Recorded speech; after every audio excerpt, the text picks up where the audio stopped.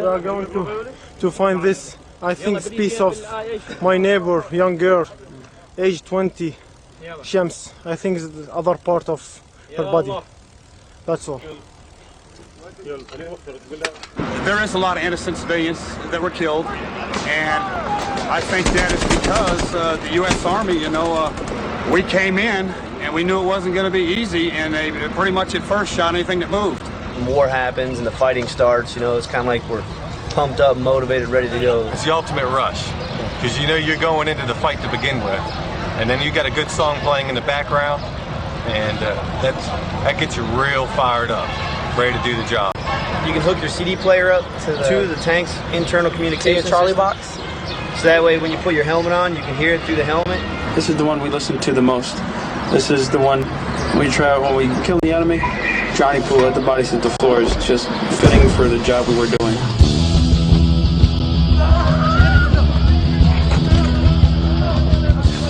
We think the roof is on fire because basically it symbolized Baghdad being on fire, and at the time we wanted it to burn to get Saddam and his regime out. The roof is on fire. We don't need no water, let the motherfucker burn. Burn, motherfucker, burn.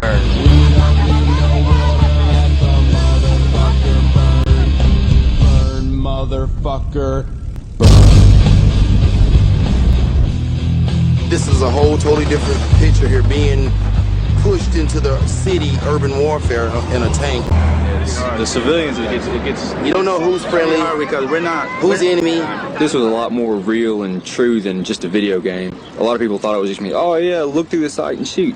No, a lot of this is face to face, and especially riding by after some of the bombs have went off and seeing all the people on the side of the road bloated up and just all the smells around you. I mean, from the people lying dead, rotted, and it's a lot more gruesome than you think. We called in with some artillery and some napalm and things like that. Some innocent women and children got hit. We met them on the road, and they had little girls with noses blowing off, and like husbands carrying their dead wives and things like that. That was extremely difficult to deal with because you're like, shoot, like, what the hell do we do now? The targeting capabilities and the care that goes into targeting is as impressive as anything anyone could see. Got it. Good. Second one. Hit the other one. The care that goes into it, the humanity that goes into it. ما عندهم يقين ما يعرفوا كل شيء لا هي ناسنا لا مسيحيين ما حد يعرف عملوا بوظ العالم هكذا الله يخرب بيوتهم الله يخرب بيوتهم الله أكبر الله أكبر والنصر للعراق والنصر للعراق وكلنا فدائيين للعراق. شو رأيك يا حج يضربوا المدنيين يعني؟ إيه مدنيين هي كلها هذا بيت عمنا كله مدنيين لكم عسكريين كله مدنيين يضربون. من الله ينتقم منهم حسبي الله ونعم الوكيل حسبي الله ونعم الوكيل. 5 جنازات من جنازات فقد بيت يا الله يا الله يا الله يا الله الله انتقم منهم الله خذ حقنا منهم وينك الله وينك الله. Honestly, I think we should just trust our president in every decision that he makes, and we should just support that, and be faithful in what happens. Do you trust this president? Yes, I do. Britney Spears was not alone. The majority of the American people trusted the president, and why shouldn't they? He had spent the better part of the last year giving them every reason why we should invade Iraq. Saddam Hussein has gone to elaborate lengths, spent enormous sums, taken great risks to build and keep weapons of mass destruction. Saddam Hussein is determined to get his hands on a nuclear bomb. Nuclear weapon. Nuclear weapon. Nuclear weapon. Active chemical munitions bunkers, mobile production facilities. We know he's got chemical weapons. He's got them. He's got them. He's got them. Huh. That's weird, because that's not what Bush's people said when he first took office.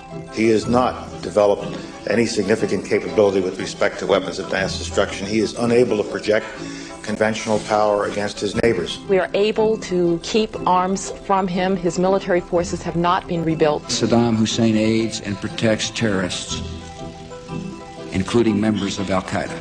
There was a relationship between Iraq and Al-Qaeda. Saddam, Al-Qaeda, Saddam, Al-Qaeda, Saddam, the Al-Qaeda, Saddam, Al-Qaeda. It is only a matter of time before terrorist states armed with weapons of mass destruction develop the capability to deliver those weapons to U.S. cities. What we're giving you are facts and conclusions based on solid intelligence.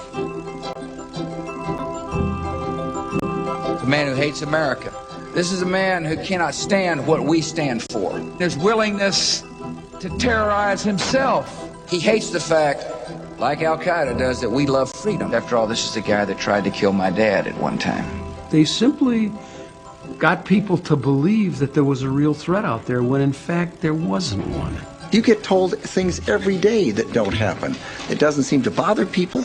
Of course, the Democrats were there to put a stop to all these falsehoods. I will vote to give the president the authority he needs. The United States is prepared to lead a coalition of the willing that will do it. When I say we will lead a coalition of the willing to disarm him if he chooses not to disarm, I mean it. Who's in that coalition of the willing now? You will find out who's in the coalition of the willing. The coalition of the willing.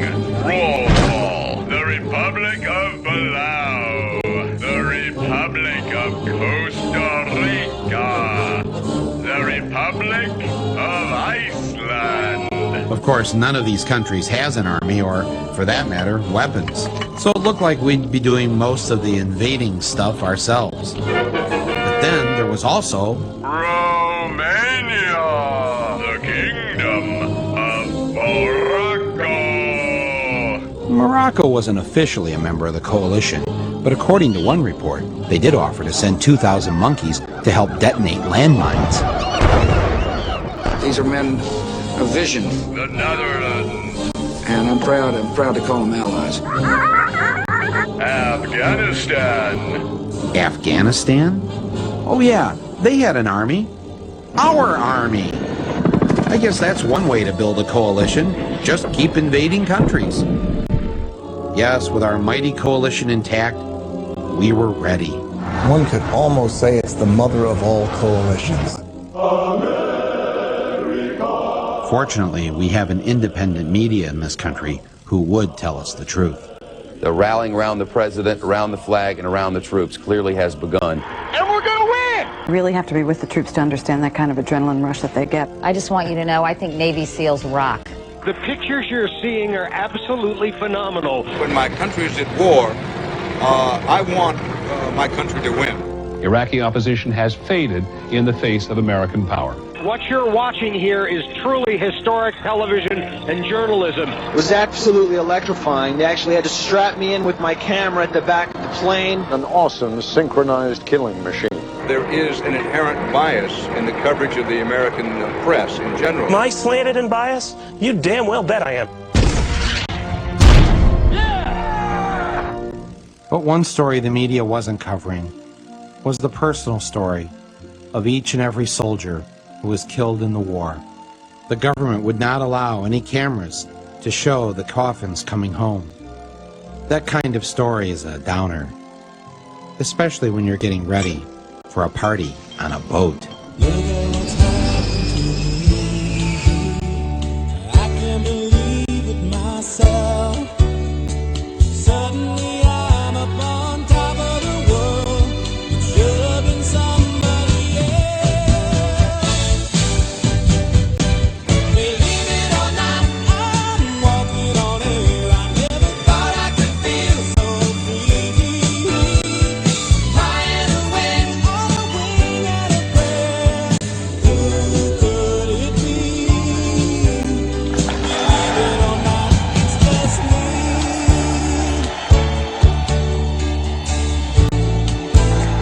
My fellow Americans, major combat operations in Iraq have ended. In the Battle of Iraq, the United States and our allies have prevailed.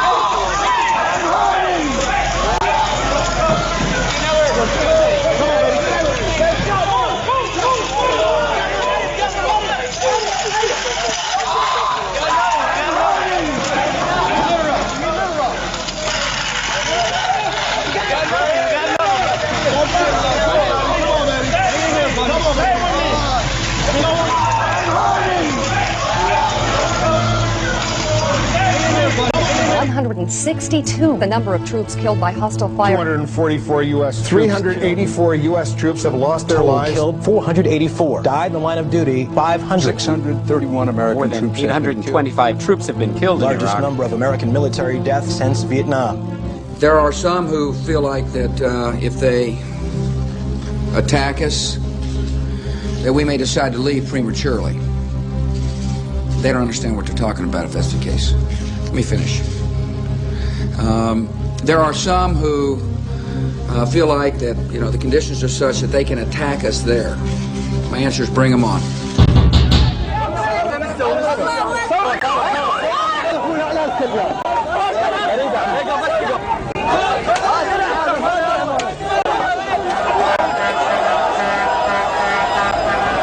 The United States was planning on just walking through here like it was going to be easy and all, but it's not that easy to conquer a country, is it?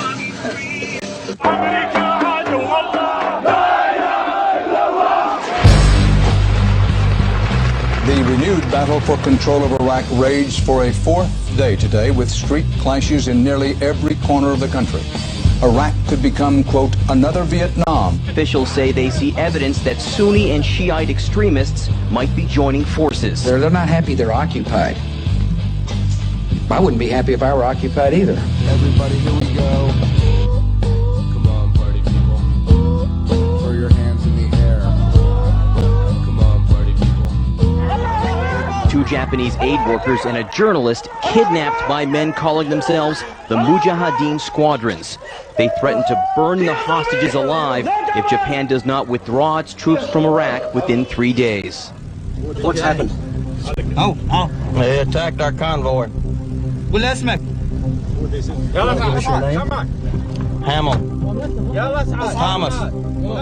The Pentagon might keep up to 24,000 troops in combat beyond their tour. I know our numbers in the military have gone down. You know, they talk about retention. You know, never really expected to be deployed this long. I don't think anybody did. I don't have any clue as to why we're still in Iraq. If Donald Rumsfeld was here, I'd ask him for his resignation. With the war not going as planned and the military in need of many more troops, where would they find the new recruits? Military experts say 3 times the 120,000 U.S. troops now deployed would be needed to pacify and rebuild the country. They would find them all across America, in the places that had been destroyed by the economy, places where one of the only jobs available was to join the Army. Places like my hometown of Flint, Michigan. And I was watching TV one day and they showed like some of the buildings and areas that had been hit by bombs and things like that. And while watching, I got to thinking like, it's parts of Flint that look like that. Exactly. And we ain't been in a war. Look at the neighborhood I live in. Most of them are abandoned. I mean, you know, that's not right. You want to talk about terrorism? Come right here. President Bush right here. Come right here. He knows about this corner. I emailed him. At the end of January of '04, the unemployment rate in Flint was actually 17%, but you have to take into consideration as well that when your unemployment runs out, you're no longer counted. I would say that we're probably close to at least 50% not working or underemployed, because being underemployed is just as dangerous. So my family has gone through the welfare system. When it was Job Central in the mid-'80s, I came through the Job Training Partnership program here at Job Central, and I went to a secretary school. Years later, I'm the executive assistant to the president of the agency. Interesting. My mother used to tell me all the time that, why do you always go for the underdog? It was because the underdog is who needed me. People that don't have anything, that's who I have to fight for, and that's who I have fought for my entire life.